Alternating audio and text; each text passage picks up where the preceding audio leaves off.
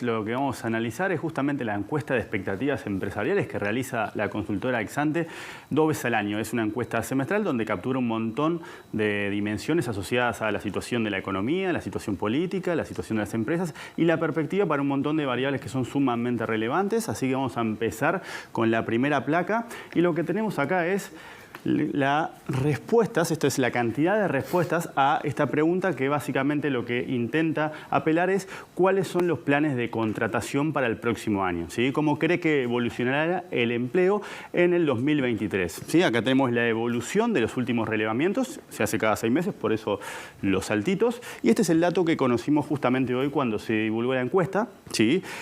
Apenas 3 de cada 10 está esperando aumentar su plantilla, está esperando contratar más gente en el 2023. El 60% estima que justamente la cantidad de empleados de su empresa no va a variar y hay un 11% que está esperando justamente una reducción, ¿sí? Si nosotros miramos la misma dimensión, pero en lugar de empleo ponemos inversión, la mitad de los consultados, que son 302 ejecutivos y gerentes de empresas grandes y medianas que operen en el país, está diciendo que la inversión va a aumentar. Y cuando le preguntan por la rentabilidad, esa cifra asciende al 39%. Es decir, el empleo se mueve con mayor rezago en torno a las expectativas de inversión y en torno a las expectativas de rentabilidad.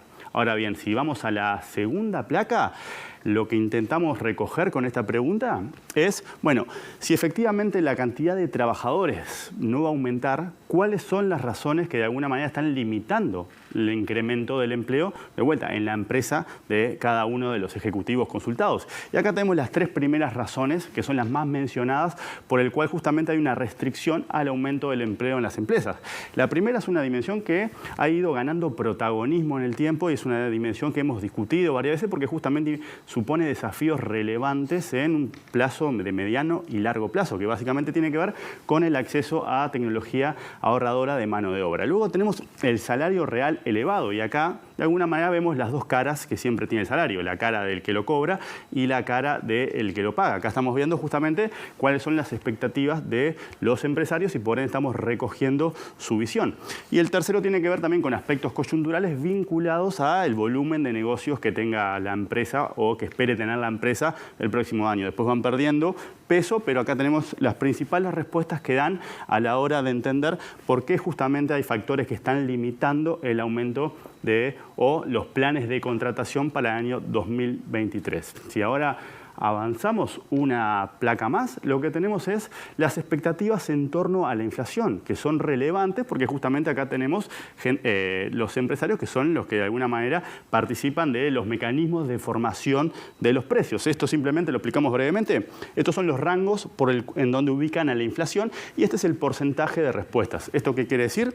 Básicamente nadie de los encuestados espera que la inflación esté por debajo del 5% el año que viene, ¿sí? Estamos pensando a diciembre del 2023. Tenemos muy poquitos que estiman que va a estar entre el 5 y el 7%. Tenemos que tener en cuenta que el techo del rango meta del Banco Central es 6%, o sea que realmente es muy poco los empresarios que están estimando que eso se va a cumplir. Y acá tenemos la mayor concentración, que si sumamos esta torrecita y esta torrecita, lo que tenemos que más de la mitad de los empresarios encuestados estima que la inflación va a ser superior al 8% en diciembre del 2023. En promedio están estimando una inflación de 8,1%. Y este año, que nos quedan unos poquitos meses, sí, la inflación va a andar por el 9%. ¿Sí? Vamos una placa más. Como les decía, hay un montón de información. ¿Sí? Acá hay un poquito de sopa de números, pero esto básicamente intenta recoger cuál es la evaluación que hacen los empresarios encuestados en relación a la gestión del gobierno. ¿Sí? Empezando por la mejor evaluación, está justamente en dimensiones asociadas al crecimiento, a la promoción de inversiones y justamente al perfil de las finanzas públicas. Luego acá tenemos datos en el medio que tienen un panorama también hasta acá favorable en relación al porcentaje superior al 50% y donde están más repartidos, justamente la evaluación negativa tiene que ver con la dimensión asociada a la evolución de la pobreza y asociada también a la situación de la educación. La competitividad, que fue lo que analizamos la semana pasada, también tiene un 20% de evaluación o de respuestas negativas a la pregunta. De nuevo, lo que estamos tratando de capturar es cómo evalúan la gestión del gobierno. Independientemente de lo que tenga que ver con la empresa, digamos. O sea, exacto, es una evaluación general del gobierno. Esto es una evaluación general de todas estas dimensiones que es independiente al el mundo restringido a la empresa. ¿Sí? Esto es una visión general sobre el cual se le releva distintas dimensiones. Esto es lo más favorable y esto sería lo más desfavorable. No puedo dejar de pensar en la preocupación sana siempre por la evolución de la pobreza y de contrastarla con la opinión sobre los salarios, cuando buena parte decía que eran elevados en un país en el que hay mucha gente que no llega a los 30.000 pesos por mes. Bueno, el otro día analizábamos justamente a partir del informe del Cuesta Duarte cuál era el nivel, cuántos 25.000 pesistas había, y efectivamente lo que tratábamos de capturar con esa doble cara del salario y de alguna manera cómo se pueden desprender ese tipo de contradicciones que vos señalás, Martín. ¿Sí? Y ahora pasamos una placa más y vamos a ver, esto tiene que ver con cómo evalúan o qué tan probable visualizan que es avanzar en distintos planos de las cosas que están pendientes. Por ejemplo, en lo que tiene que ver con la aprobación de la reforma de la seguridad social, la mayoría considera que efectivamente acá se van a concretar avances, ¿sí? 3 de cada 4 considera que se van a aprobar la reforma de la seguridad social, ¿sí? 1 de cada 4 no.